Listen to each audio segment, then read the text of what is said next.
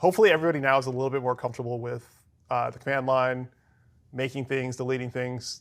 That's pretty much what we do. We just make things, we execute them. We might change some permissions, we might move some files around, we might copy them. But this is what we do. And from here, we can build an entire universe, which is just fantastic. I don't know. I love this course. I'm getting excited now. I have a slide here called "In case you get lost." Because chances are you might get stuck doing something, and we want to make sure you don't get stuck. So if you're stuck in directory, cd ... will move you out of that directory. Pretty straightforward. If you're like, where am I? pwd, print working directory, will tell you exactly where you are. Clear, if you got a whole bunch of log files, something like that, you're like, it's gibberish. Clear will clear your terminal. It doesn't delete the history, it just clears your terminal. So you can always scroll back up. Control-C will exit almost every program. It is possible to get stuck in a loop, but that's pretty uncommon, and we're probably not going to do that today. It's possible to get stuck so bad that we have to close our terminal because it won't respond to Control-C. But almost always in Node or Bash or anything we're going to use today, Control-C will get you out of there. And we talked about cd tilde will get you to your home directory. So we learned how to move things around. We learned how to create things. We learned how to navigate our file system a little bit. Let's talk about how to actually edit files themselves within the command line. This is where, for front-end engineers, it gets a little murky because I love VS Code. VS Code is fantastic, or Sublime, or JetBrains, or Notepad++, or, okay, I'm out.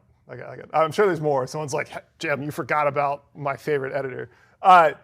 That's great. Editors are great. They're powerful. They do so much for us now, especially with autocomplete, and you can run commands in there. You can even run the browser from within your editor. Vim has none of that. Well, it has plugins and things like that, but at its core, Vim is really simple. It says, I just want to edit a file, and I don't want to go through a lot of trouble to do it. That's a really simplistic view of Vim, and I'll talk about why in a second. Question? Just comments. The Primogen was summoned when you said Vim. Uh-oh. We're not going to go that deep in the Vim. We're going to go like surface level, just enough to do what we need to do.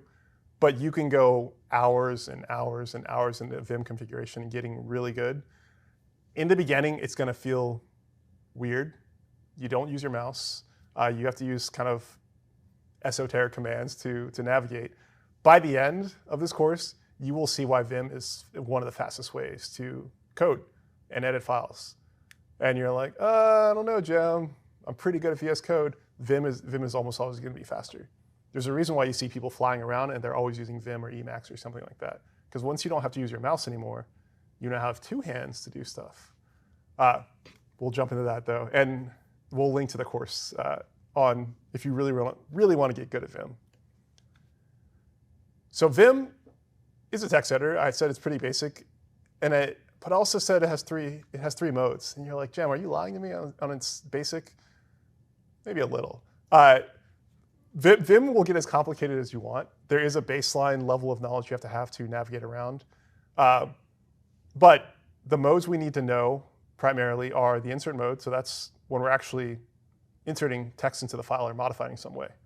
You have the primary mode, which is kind of the baseline. When you open Vim, that's where you're at. And then you have command mode for searching, saving, actually exiting, etc.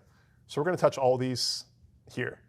The way to get to these modes within Vim are you press I to get in insert mode, escape to get into normal regular mode, kind of back to the default, and command mode is the colon.